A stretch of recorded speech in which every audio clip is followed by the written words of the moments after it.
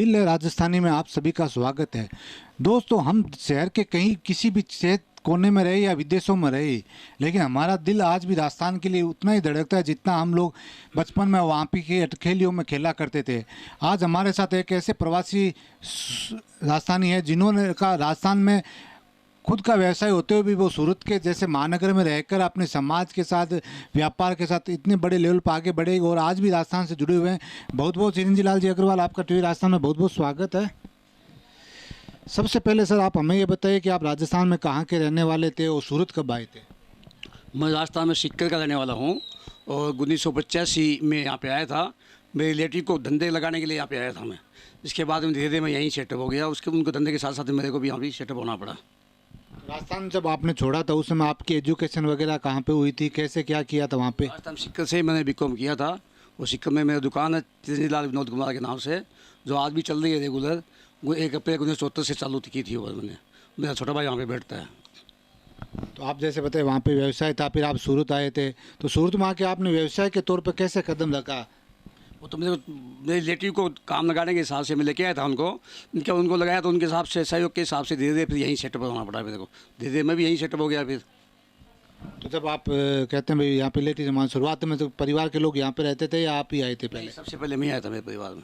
यहाँ पे कैसे रहना, खाना पीना कैसे आपने किया? सादा सिंपल, 3 साल तक एकदम सादा सिंपल। ऑफिस में सोते उठते थे, वहीं खाना खाते थे, रेस्टोरेंट में खाना खाते थे। हम दो, मेरे भांजा मेरे साथ में था, मैं साथ में था, तो दोनों रेस्टोरेंट में खाना खाते थे और ऑफिस में सोते थे। खर्चा नहीं बना था। लेकिन दुकान मैंने आते ही 85 के अंदर ही यहाँ पे ले लिया था कपड़े की दुकान के लिए, जो ये बाजू भी जो यहाँ पे मैं बैठ रहा हूँ। आपको चर्चा करें भाई आर्थिक तौर पे, आप कहते हैं भाई व्यापार में पहले भी सम्मिलित थे और यहाँ पे आके व्यापार में आपने शुरुआत की, लेकिन वो शुरुआती दिन जो सूरत में आपने बिताए थे, हम हमारी युवा पीढ़ी को दिखाना चाहते हैं भी कोई व्यक्ति जब गांव से या शहर से, छोटे से शहर से निकलता है तो कैसे वो वहाँ पे रहता है, कैसे खाता है, कैसे पीता है, कैसे नए लोगों में अपने आप को घुलाता मिलाता है। एकदम छोटी मूड़ी लेके आया था मैं मेरे भांजे के साथ में यहाँ पे काम करने के हिसाब से। और फिर 3 साल बाद में मेरे भांजे को अलग से दुकान कर दिया। फिर जो पुरानी दुकान थी उसमें मैं सेटअप हो गया और धीरे धीरे काम, मेरा व्यापार बढ़ता था। और कपड़े का दुकान, यही सेटिंग का काम करता था उस टाइम में। आज भी वही सेटिंग का काम है। और 1996 में समाज से जुड़ा, आज से 26 साल पहले, तब से मैं गवाह समाज घुड़दौड़ से जुड़ा हुआ हूँ। वहाँ पर मैं करीब 15 साल तक अध्यक्ष, वहाँ मतलब अग्रवाल समाज से जुड़ के 2011 में, हाँ 2011 के मैं उसमें अध्यक्ष था वहाँ पे अध्यक्ष होने के बाद में वहाँ का समाज का थोड़ा भवन थोड़ा छोटा लगने लगा। तो लोगों ने बोला कि कोई बड़े भवन की प्लानिंग करो। तो इसलिए बड़े भवन की प्लानिंग के हिसाब से हमने एक 5000 वार का ज़मीन लिया अपना धुमस एरिया में। तो वहाँ पे अपना 13 करोड़ की ज़मीन लेके वहाँ पे अपने भवन बनाने की सोची। उसमें बड़ा भवन के हिसाब से हमने 104 कमरे और 2 बड़े हॉल जिसमें 500-600 आदमी की पार्टियाँ हो सकती है, 7 छोटे हॉल जिसमें 100 आदमी की पार्टी हो सकती है, ऐसे हॉल बनाए हमने। और आज इतना बढ़िया वेल सेट है, वो चल रहा है खूब धूम से, खूब शादियाँ होती है, खूब लोगों को सेटअप हो गए सब लोग, उसके लिए बहुत काम आता है वो। लेकिन एक चीज़ और जानने की कोशिश करते हैं भाई, समाज के साथ आप जुड़े हो और आज यहाँ पे आके आपने समाज के लिए भी काफ़ी योगदान दिया है अपना, लेकिन हर चीज़ के लिए एक समय होता है, एक समय के साथ आपको उसमें इन्वॉल्व होना पड़ता है। तो समाज और व्यापार, इन दोनों को आप समय कैसे दे पाते थे, क्योंकि साथ में परिवार भी होता है अपना? मेरा भतीजा जो बजरंग लाल यहाँ पे है, अभी बैठा है, वो साथ में आया था मेरे, तो वो दुकान संभालता रहा, साथ में मैं पार्ट टाइम इधर भी देखता रहा, उधर समाज का भी जाता रहा। दोनों काम साथ साथ चलते रहे। मेरा भतीजे का बहुत सहयोग रहा इसमें, बजरंग लाल अग्रवाल का। अगर पारिवारिक तौर पर हम अगर बात करें तो कहते हैं भाई जब एक व्यक्ति का समय होता है, जब परिवार में बच्चों को देना होता है या समाज के, तो इसके साथ ही आपने परिवार को कैसे समय दिया था?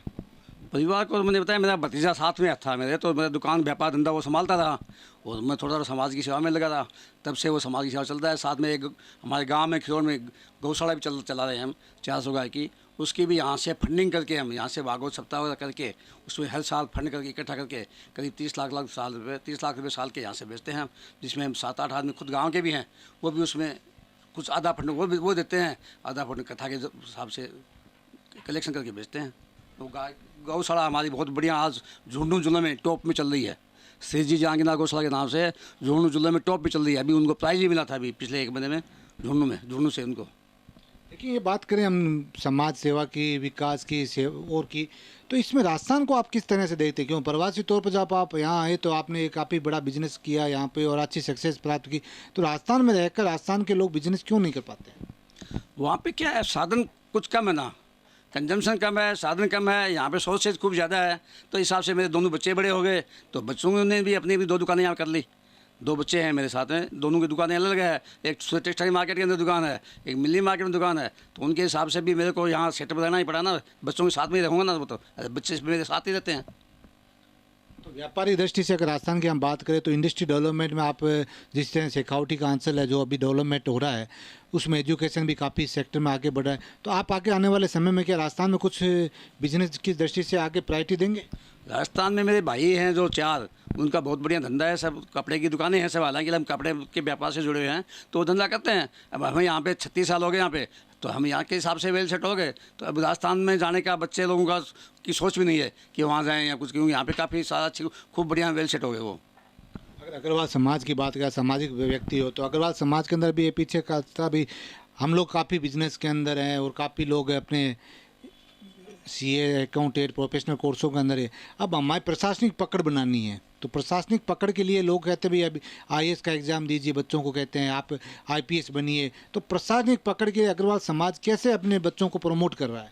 अभी हमारे एज वाले तो नहीं हो रहे, लेकिन मेरी से तीसरी पीढ़ी जो है, अभी सीए वगैरह काफ़ी है। सीए आईएएस है, मेरा दोहिता भी सीए है, दोहिती भी सीए है, काफ़ी पोता भी सीए है। तो धीरे धीरे आगे नई जनरेशन है जो एजुकेशन में जा रही है, वो सर्विस लाइन भी उसमें भी जा रही है, सर्विस लाइन में भी। समाज में के अंदर कैसे विवाह शादियों में भी काफ़ी लोगों में अंतर आ रहा है, कभी अंतर्जातीय विवाह काफ़ी हो रहे हैं, तो उस दृष्टि से आप समाज को क्या मैसेज देना चाहेंगे? भाई ये अंतर्जातीय विवाह होना गलत है एकदम, हम भी मानते हैं, लेकिन मजबूरी है। आजकल बच्चे अपने पसंद का काम चाहते हैं कि उसको एजुकेशन के चक्कर में वो लड़का लड़की से दोस्ती हो जाती है, तो इंटर कास्ट में विवाह करना पड़ता है, मजबूरी पेरेंट्स की उसमें चलती नहीं है कुछ भी। ये लोग क्या करें? अभी भी खूब समाज लेवल में भी हम काफ़ी कर रहे हैं इसके लिए, वो चला रहे हैं अपना, क्या बोलते हैं, एनजीओ वगैरह भी चला रहे हैं, बहुत कुछ काम कर रहे हैं, लेकिन कहाँ तक क्या असर है उसका कुछ कह नहीं सकते। आप अग्रवाल बंधु हो, कहते हैं राजा कौम होती है अग्रवाल, तो इस नाते आप समाज के अंदर वो क्या भाग देना चाहेंगे, लोगों के अंदर इंटरेस्ट क्या पैदा करना चाहेंगे, जिससे, क्योंकि आप भी गांव से जुड़े हो, आपने भी वो सारे माहौल बचपन में वो बिताए दिन वो सारे पता है, तो आप क्या मैसेज देना चाहेंगे युवाओं को हमारे? हम तो यही चाहते हैं कि बच्चे कोई एजुकेशन नहीं करके अपने साथ पारिवारिक में पारिवारिक रस्म निभाएं, और ये इंटरकास्ट वगैरह का ये विवाह शादियों में नहीं पड़े। हमारी इच्छा तो भी आज भी यही है। एजुकेशन के बारे में आप हमारे युवाओं को क्या मैसेज, क्योंकि आज जो डेवलपमेंट हुआ है, चाहे मोबाइल है या सोशल मीडिया है, उसके माध्यम से लोगों को काफ़ी सूचनाएं आदान प्रदान हो लगी, उसके लिए आप युवाओं को क्या मैसेज देंगे? बिल्कुल, तो एजुकेशन के हिसाब से बच्चे काफ़ी आगे बढ़े हैं और अच्छा है ये एजुकेशन, तो बहुत कंपल्सरी है आज के ज़माने के हिसाब से। एजुकेशन वगैरह कुछ भी नहीं है। ओके सर, आज के ज़माने से एजुकेशन बहुत आगे बढ़ गया है, लेकिन लोगों को चाहिए कि अपने समाज के अंदर रहकर सामाजिक तौर पे अपने आप को जीवन यापन करें, जिसमें हमारे पूर्वजों की जो नीतियां जिन्होंने बनाई, हमारे समाज के अंदर जो प्रथाएं चलाई, उन प्रथाओं का निर्वहन करके जब हम आगे बढ़ेंगे तो निश्चित तौर पर हम समाज के लिए एक मिसाल बनेंगे। यही चिरंजी लाल जी अग्रवाल का कहना है, क्योंकि अंतर्जातीय विवाह किसी समस्या का समाधान नहीं होता है, और समस्या का समाधान वही होता है जिस तरह चिरंजी लाल जी अग्रवाल ने समाज को एकजुट करके और हर कदम पे समाज के साथ जुड़ के और समाज को अलग अलग दिशाएं दी है। समाज की ज़रूरतों के हिसाब से समाज को भवन बनाना हो, या समाज के सम्मेलन करना हो, या कथाएं का आयोजन करना हो, धर्म का प्रचार हो, सभी चीज़ों में अपने आप को आगे बढ़ा के और अपना भाग दिया है। ये बहुत बहुत धन्यवाद चिरंजी लाल जी अग्रवाल, आपने अपने अभी भी हमने सामूहिक शादियाँ की है, अभी 5 जोड़ों की श्याम मंदिर के अंदर, गरीब कास्ट के जो भी हैं वो सामूहिक शादियाँ की है। अभी पीछे हर साल कुछ ना कुछ 11-15 जोड़ों की सामूहिक शादियाँ भी करते हैं, जो एकदम निर्धन है वो काम भी करते हैं हम। इसके अलावा आप सामाजिक सेवाओं में क्या क्या किन किन संस्थाओं से जुड़े हो अग्रवाल समाज के अलावा, और क्या क्या वो यहाँ पे योगदान देते हैं?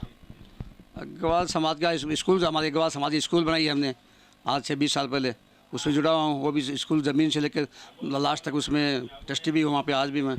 अग्रवाल समाज का हेल्थ सेंटर चल रहा है अभी। 3 साल पहले हमने एक भवन लिया था, उसको तोड़ के यूनिट करके उसमें खूब बढ़िया सेवाएं दे रहे हैं। उस अपना सब हर तरह के टेस्टिंग वेस्टिंग वगैरह सब कुछ होता है वहाँ पे, और अच्छा रिजल्ट है उसमें। करीब 80 से 100 पेशेंट डेली आते हैं उसमें। देखिए, हमने एक और सुना होगा, अग्रवाल समाज ने राजस्थान के अंदर खूब सहायता की कि कोरोना काल के अंदर भी यहाँ से काफ़ी दवाइयाँ, ऑक्सीजन वगैरह आपने भिजवाई थी आप लोगों ने। तो ये सब राजस्थान के लिए कि आपने कैसे क्या किया था? ऑक्सीजन की सिलेंडर हमने काफ़ी सब जगह, बंगाल में, यूपी में, राजस्थान में, सब जगह भिजवाए हैं। डेली करीब 100-150 cylinder daily by road by train ये सब कुछ जाते ही रहते थे। बहुत सेवाएं दी है इस मामले में। तो अभी हेल्थ का काफ़ी इशू आ रहा है, कोरोना वापस अपनी दस्तक दे रहा है, इस नाते आप लोगों को क्या मैसेज देंगे? भाई इसके लिए तो जैसा गवर्नमेंट की गाइडलाइन है उसके हिसाब से अपने मास्क यूज़ करना, एकदम एक दूसरे से दूरी बनाना, 6 फुट की दूरी बनाना, ये सब साधन रखना ही पड़ेगा। नहीं बनाएंगे तो हम तकलीफ में आ जाएंगे। इसलिए हमारा कहना यही है कि गवर्नमेंट की गाइडलाइन के हिसाब से एकदम कंपल्सरी हमें चलना चाहिए, तभी हम अपने आप को सेफ रख सकेंगे, नहीं तो मुसीबत आ जाएंगे। 2011 में जब मैं अध्यक्ष था तो मेरे दिल में ये ललक थी कि अपने को समाज के लिए कुछ करना चाहिए, क्योंकि यहाँ समस्या रहने करने की बहुत बड़ी थी। ब्याह शादियों के लिए बाहर जा के लोग शादियाँ करते थे तो 300-300 किलोमीटर दूर जाके रहना पड़ता था। तभी मैंने घर से पैसा इकट्ठा करके एक टू व्हीलर पे, स्कूटर पे जा के पैसा इकट्ठा किया और 13 करोड़ रुपये में ज़मीन ली। उसके बाद में भवन के लिए पैसा इकट्ठा किया, मैंने खुद भी खूब अच्छा उसमें डोनेशन दिया, तभी जाके भवन आज का ये दिन है जो पूरी सूरत के अंदर वाहियात हो रही है। हमारी पूरी हिंदुस्तान में अग्रवाल समाज का सबसे बड़ा भवन है ये। इसके मुकाबले कोई भवन नहीं। आज 100 करोड़ की लागत से ये भवन पूरा हुआ है हमारा। इसका श्रेय कहीं ना कहीं समाज आपको देता है कि आपके अथक प्रयासों से ये चीज़ें हुई है। तो इस दूरदृष्टिता या इस समाज सेवा के लिए आप अपने आप को किस का ऋणी मानते हैं? कैसे माता पिता से आपको ऐसे संस्कार मिले कि आप समाज के लिए कुछ करना चाहते हैं? भाई मेरे घर वालों ने मेरे को फ्री छोड़ा, बच्चों ने फ्री छोड़ा, तभी मैं समाज का सेवा कर सका। और आज पूरी सूरत में इस भवन का हमारा अग्रवाल विकास ट्रस्ट, अग्रवाल प्रगति ट्रस्ट, जिसका हमने नया नाम रखा है अग्र एकजुटिका, जो आज पूरे इंडिया के अंदर नाम कमा लिया है। 2 महीने में भी चालू हुआ है, जिसमें नाम कमा लिया इसने अपने आप में। बहुत बढ़िया व्यवस्था है, वो 5 स्टार होटल टाइप की व्यवस्था है सब उसमें।